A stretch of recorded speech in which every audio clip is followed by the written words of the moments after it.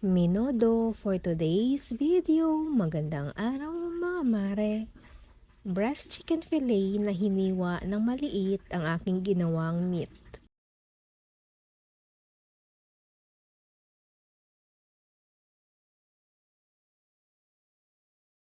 Tapos ginisa sa bawang at sibuyas. Alam niyo ba mga mare, pag ako bumibili ng sibuyas, tinatanong ko muna kung ano ang mas mura, sibuyas na pula o puti. So puti ang mas mura, so doon tayo sa puti. Haha, tipid tips tayo mga mare, hehe. Isusunod na natin ang fried liver,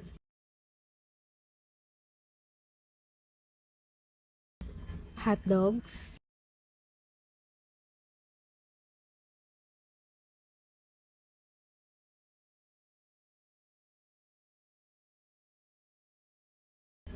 minodo sauce,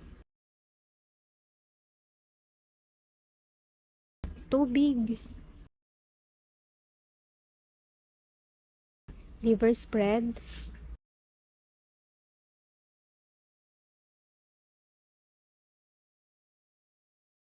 fried potatoes and carrots,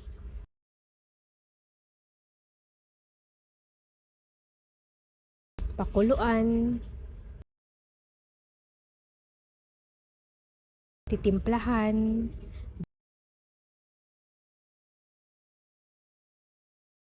dahon ng laurel.